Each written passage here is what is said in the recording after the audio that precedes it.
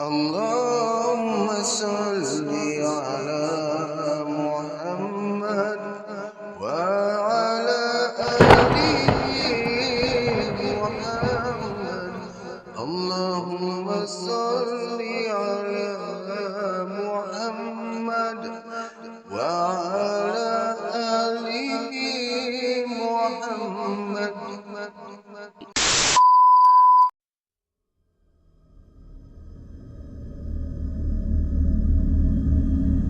Radio 12 Malam.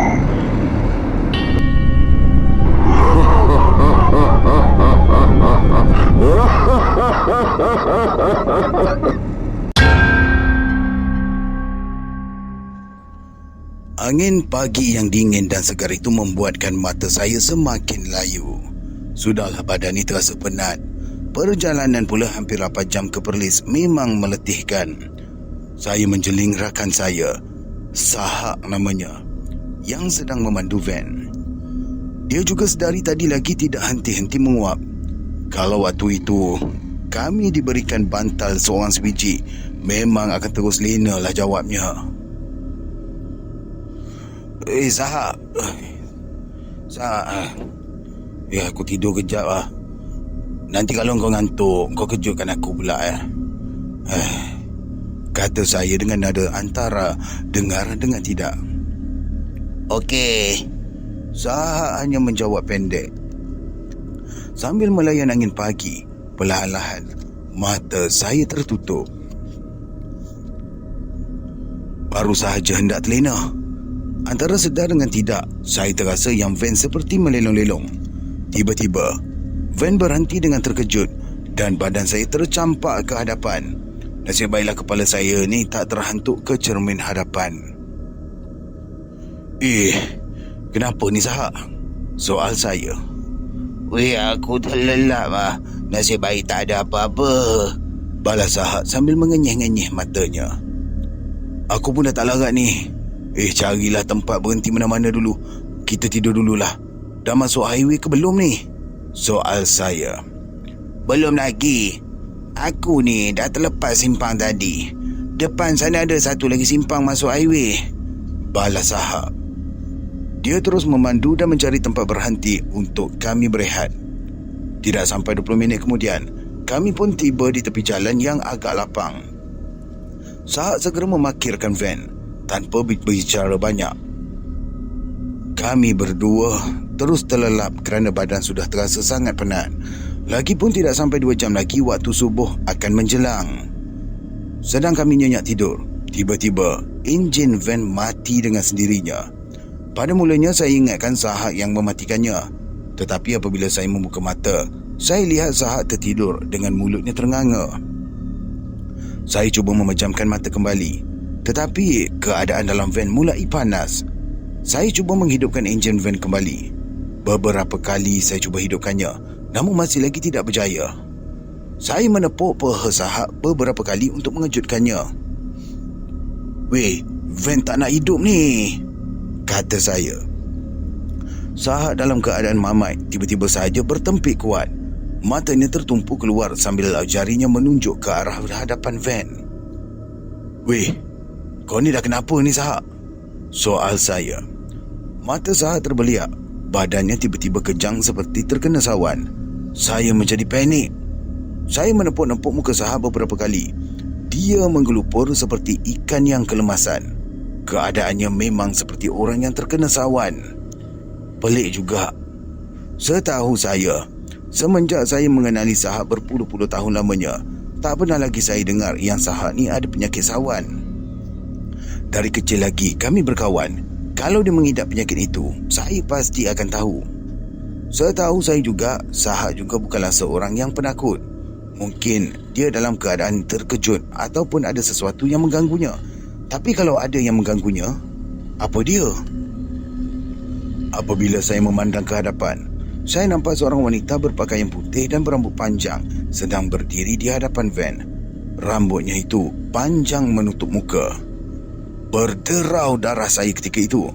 Tetapi saya kuatkan juga semangat dan segera membacakan Ayatul Kursi dengan kuat. Walaupun membacanya dengan kuat, wanita itu tidak juga berganjak. Sebentar kemudian, wanita itu mengilai-ngilai dengan kuat. Sangatlah kuat dan menakutkan. Tangannya pula dikibas atas dan ke bawah. Saya cuba memerhati, tetapi ia tidak menunjukkan wajahnya. Saya terus membacakan Ayatul Kursi dan sebentar kemudian, wanita itu hilang begitu saja, bagaikan kabus yang ditiup angin. Melihatkan Sahab masih lagi belum sedarkan diri, saya pun membuka pintu van supaya udara segar dapat masuk. Saya kemudiannya mengambil air sejuk lalu disapukan ke mukanya. Perlahan-lahan sahabat saya itu membukakan matanya. Kenapa ni? Kenapa? Soal Sahab. Tak ada apalah. Kau tu lama sangat tidur. Dahlah, jom kita gerak, kata saya. Sahab memegang kepalanya. Kata Sahab, kepalanya sangat pening dan sakit. Mungkin disebabkan kurang rehat. Saya kemudian menggantikannya untuk memandu pulang. Masih lagi berbaki 5 jam perjalanan. Sewaktu memandu, saya perasan banyak kereta yang menyalakan lampu tinggi kepada kenderaan kami. Ada juga yang memberikan hon beberapa kali. Saya rasa peliklah. Sebuah pacuan 4 roda memotong kami. Apabila saya memandang pemandunya, dia memberikan isyarat menunjuk ke atas bumbung van. Waktu itulah barulah saya sedar dan rasa seriau. Saya tidak pasti apa yang mereka nampak, tetapi dalam fikiran saya terbayangkan sesuatu. Sepanjang perjalanan, bulu roma saya ni menegak. Saya cuba tenangkannya dengan membacakan Yasin. Masuk saja pada ayat yang ke-58. Dengan tak semena-mena saya rasakan van saya ni seperti bergegar-gegar. Saya segera memperlahankan kenderaan. Mulut saya masih meneruskan bacaan dan mengulangi ayat itu. Van semakin kuat bergegar. Dari arah belakang pula, saya terdengar bunyi seperti ada orang yang mengetuk-ngetuk belakang van. Tam, tam, tam. Seperti orang mengetuk dinding rumah. Ada apa pula ni? Soal Sahab. Kau jangan tegur, Sahab. Baca je apa yang patut, jawab saya tanpa mahu menguraikannya. Biarlah Sahab fikirkan sendiri. Sahab terus diam. Hanya mulutnya sahaja yang terkumat Kamit membacakan sesuatu. Dengan tak semena-mena, kami terdengar suara orang mengilai-ngilai. Entah dari mana datangnya suara tu. Berdasarkan atas apa yang berlaku, saya dapat rasakan seperti ada sesuatu yang mengikuri kami. Sesuatu yang luar biasa, yang bukan dari alam nyata. Mungkin wanita yang kami nampak tadi. Ada benda nak bergurau ni, Sahab, kata saya. Sahab hanya mengangguk. Kami berdua meneruskan bacaan ayat-ayat suci Al-Quran. Dari atas van pula, dengan jelas kami dengar seperti ada bunyi kain yang mengibas-ngibas. Dan saya tak pasti bunyi apa tu. Pada waktu yang sama, setiap kali kami ini bertembung dengan kereta yang lain, pasti mereka akan membunyikan hon, seolah-olah mahu memberitahu kami sesuatu. Jadi janganlah ditanya perasaan kami ketika itu. Sepanjang saya membawa van jenazah, inilah kali pertama saya melalui keadaan seperti ini. Apa yang berlaku ini memang betul-betul menduga perasaan dan keimanan kami. Saya terus memandu. Tak lama selepas itu, suara azan subuh pun berkumandang dan suara hilayan itu tidak lagi kedengaran. Kami segera mencari masjid yang berhampiran untuk menunaikan solat subuh. Selesai solat subuh, saya dan Sahab duduk seketika untuk menghilangkan penat. Zak. Silap. Zak. Oh Zak, kau tahu tak semalam masa aku tidur, aku dah mimpi benda ni, kata Sahab. Dalam mimpi tu, aku nampak jelas perempuan tu rambut panjang, muka dia hodok. Dia berdiri depan van kita. Lepas tu, aku dah tak tahu apa jadi. Yang aku sedar, aku duduk sebelah kau. Kepala aku pula pening, kata Sahab. Hari beransur cerah. Penat badan juga sudah hilang. Kami berhenti seketika untuk bersarapan di sebuah kedai. Tuan kedai menyapa kami dan bertanya, kami berdua ni daripada mana? Semalam ni kami ni hantar jenazah. Ni nak baliklah ni, jawab saya. Ikut jalan mana? Soal tuan kedai itu. Ikut jalan lama, kata Sahab. Jalan tu keras. Ramai yang dah kena kacau. Kata orang, dekat situ ada langsui. Saya dengar cerita lah. Saya pula ni tak pernah lagi kena, kata tuan kedai itu. Saya dan Sahak berpantangan antara satu sama lain. Kami hanya diam, tidak berkata apa. Selesai menghabiskan sarapan, kami pun terus pulang.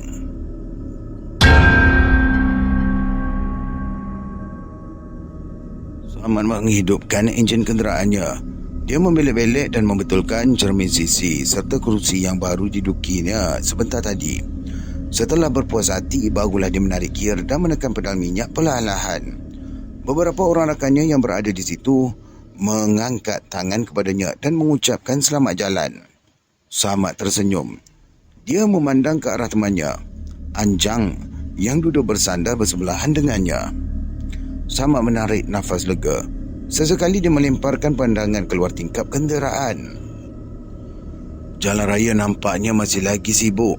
Orang ramai kelihatan mondar-mandir memenuhi setiap ceruk bangunan-bangunan rumah kedai berdekatan. Almaklumlah, hari ini kan merupakan hari bekerja. Jadi pastinya ramai yang ingin memulakan tugas di samping menyelesaikan urusan masing-masing. Dia menoleh ke arah jam tangannya yang dipakainya.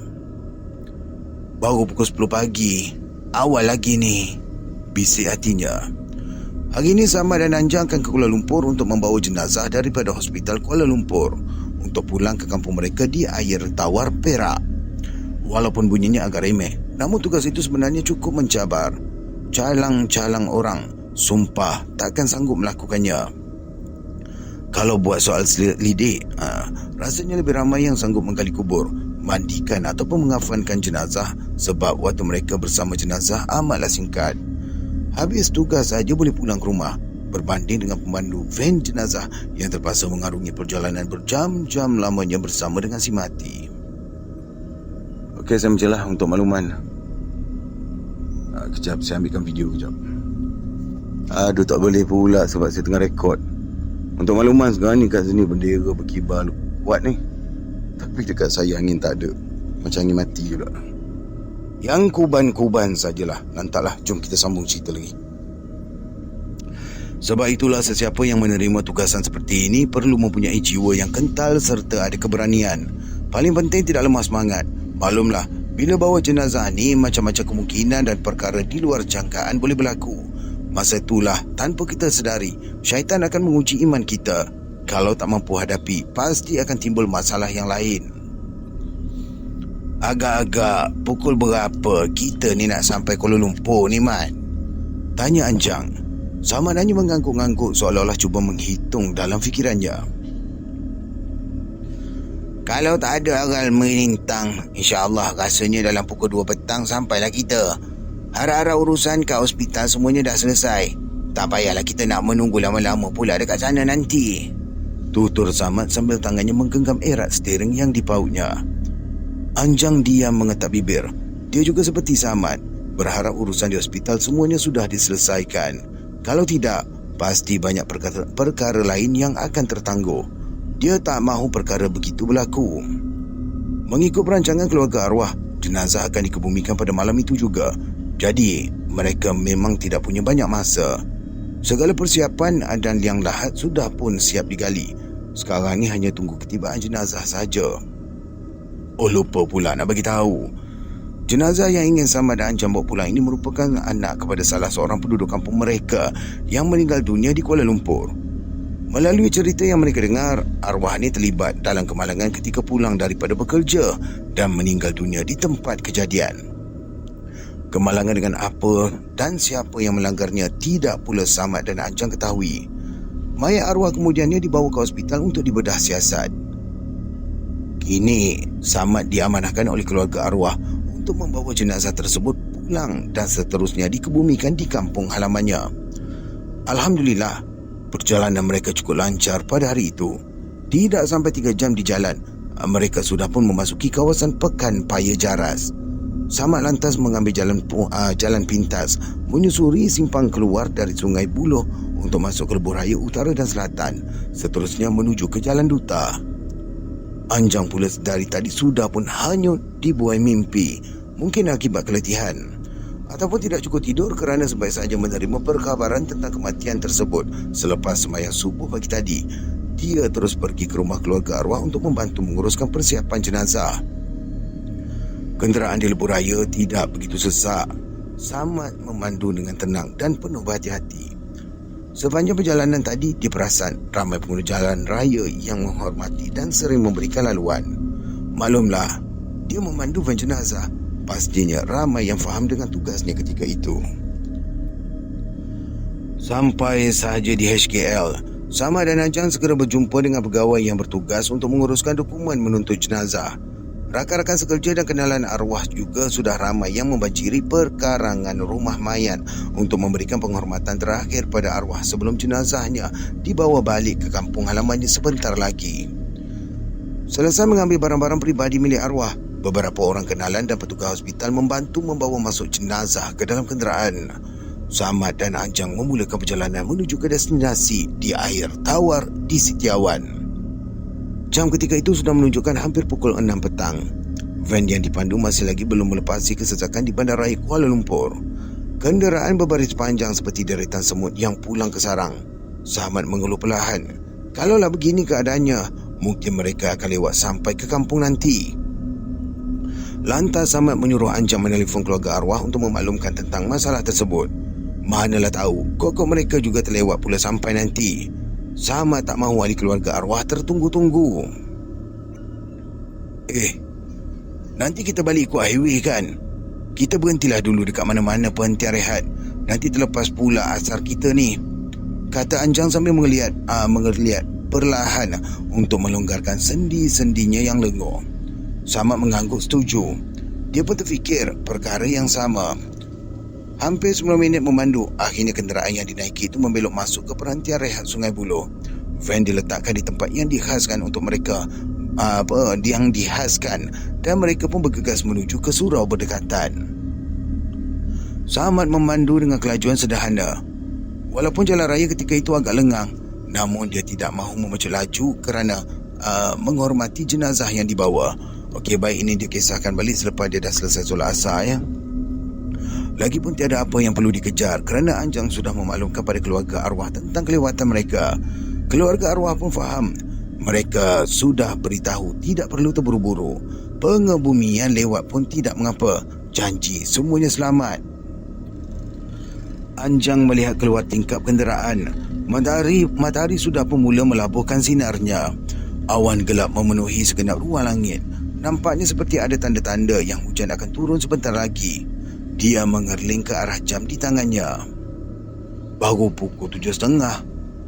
Awal lagi ni, bisik hati kecilnya. Dilihatnya Samad masih lagi tenang memandu. Sesekali dia mencuri pandang ke arah keranda yang terletak kemas di belakangnya. Anjang, kita nak keluar ikut jalan mana ni? Bido ke Ipoh? Tanya Samad sambil menjeling ke arah Anjang yang ketika itu sedang leka membelek telefon bimbitnya. Entahlah. Tapi aku rasa kalau kita ikut Bidor pun boleh. Tapah pun boleh. Dekat sikit rasanya. Kalau ke Ipoh tu macam kita terpaksa pusing jauh pula kan? Anjang memberikan pandangannya. Samad hanya tersengih. Dari tadi dia sudah berfikir seorang diri. Jalan mana yang mudah untuk dilalui kerana mahu cepat sampai ke destinasi. Bukanlah bermaksud takut berada lama bersama dengan jenazah yang dibawa ni, tapi dia nak uruskan secepat mungkin kerana jenazah ni perlu dikebumikan malam itu juga. Kenderaan yang dipandu sudah melepasi hentian rehat Tanjung Malim. Hujan rintik-rintik kian membasahi cermin hadapan van. Samad memperlahankan kelajuan. Pada waktu-waktu begini, dia memang cukup berhati-hati. Memang bahaya kalau memandu laju. Selain dari jalan yang licin, jarak pandangan di hadapan juga agak terhad. Takutlah kalau ada kenderaan lain yang bermasalah di hadapan. Memang lepas tu akan tak sempat brek lagi nanya. Tengah-tengah asyik mereka mengelamun sambil mendengar alunan bacaan ayat-ayat suci Al-Quran yang terpasang di kenderaan. Tiba-tiba kedengaran seperti ada sesuatu benda yang besar dan berat menghantam bumbung van. Samad dan Ajang berpandangan, terkejut dan tertanya-tanya dengan apa yang berlaku. Anjang memperlahankan radio di kenderaan sambil memasang telinga untuk mendengar kalau bunyi tersebut berulang lagi. Tung, tung, tung. Mereka berdua tersentak. Anjang segera menoleh ke arah keranda yang terletak kemas di belakangnya. Pelik. Tak ada apa yang mencurigakan. Keranda tersebut masih lagi berada dalam keadaan yang baik dan elok seperti daripada mula perjalanan tadi. Anjang memberi isyarat kepada Samad agar berhentikan kenderaan di bahu jalan. Dia ingin memeriksa sendiri bunyi apa yang didengarnya sebentar tadi. Firasatnya kuat mengatakan yang bunyi tersebut datangnya dari arah bumbung van dan dia mahu melihat sendiri. Setelah kenderaan diberhentikan, Anjang bergegas keluar dan menuju ke arah belakang. Dia meninjau-ninjau di setiap sudut van tersebut. Diraba-rabanya sekedar penjuru, tapi semuanya dalam keadaan baik tanpa sebarang cacat celah. Dipijaknya pula tayar belakang kenderaan sambil dijengahnya ke arah bumbung. Tangannya meraba-raba permukaan bumbung van tersebut. Juga masih dalam keadaan yang baik tanpa sebarang kemik. Pelik. Habis bunyi dentuman apa pula yang didengarnya sebentar tadi. Tanpa menunggu lama, Anjang masuk kembali ke dalam kenderaan dan memberi isyarat kepada Samad agar meneruskan perjalanan. Ada apa-apa tak yang kau jumpa tadi? Tanya Samad sambil memandang ke arah Anjang yang dilihatnya diam membatu sedari tadi. Anjang menggeleng-gelengkan kepala. Dia mengusap-ngusap mukanya, cuba meredakan resah yang membelenggunya. Samad semakin hairan. Dia mula tertanya-tanya dalam hati tentang apa yang difikirkan oleh sahabatnya itu. Kau dengar bunyi berdentum tadi kan? Kalau ikutkan logik akal, bila bunyi macam tu, memang sure lah van kita ni kena timpa dengan benda-benda besar. Tapi masalahnya van ni tak ada pun cacat celah. Puas dah aku cek kiri kanan, setiap penjuru, semuanya okey. Atas bumbung pun sama juga, sikit kemik pun tak ada. Terang Anjang panjang lebar sambil mengetak bibir. Samad terkedu seketika. Dia mula berfikir dari celah mana pula datangnya bunyi tersebut jika tak ada apa-apa yang berlaku pada kenderaan mereka. Cuak jugalah dia bila memikirkan benda tu. Dung, dung, dung, dung. Sekali lagi mereka dikejutkan dengan bunyi tersebut. Tak ubah seperti batu bata yang jatuh dari langit dan menghantam bumbung kenderaan mereka. Van bergegar dan terhuyung ayang. Samad dan Anjang beristighfar panjang. Mereka saling berpandangan. Apa yang berlaku ini terlalu pelik dan menakutkan. Macam mana ni, Jang? Nak kita teruskan perjalanan ke atau kita berhenti dulu cek sekali lagi? Tanya Samad dengan wajah yang pucat. Anjang tidak menjawab pertanyaan Samad. Dia sekadar memberi isyarat agar rakannya itu meneruskan perjalanan seperti biasa. Samad mengangguk perlahan sambil menyeka manik-manik peluh yang terbit di dahinya. Mulanya masih lagi Tukumat Kamit membacakan ayat-ayat suci Al-Quran. Dia cuba mengawal rasa takutnya itu. Kenderaan yang dipanjuna sudah pun masuk ke susu keluar tapak dan Alhamdulillah, bunyi dentuman tadi sudah tidak kedengaran lagi. Mereka berdua cukup lega. Selesai membayar tol, Samad memasuki jalan lama menuju ke Setiawan. Dari situ nanti dia akan melalui Pasir Salak, Kampung Gajah dan seterusnya Seri Iskandar. Selepas itu nanti, dalam beberapa kilometer, sampailah mereka ke rumah keluarga arwah di Air Tawar. Namun kelegaan yang mereka kecapi tidak lama. Sebaik saja menghampiri kawasan penjara Tapah, sekali lagi bunyi dentuman itu menggegarkan kenderaan mereka. Samad dan Anjang pucat lesi. Tak tahu dari mana datangnya bunyi itu.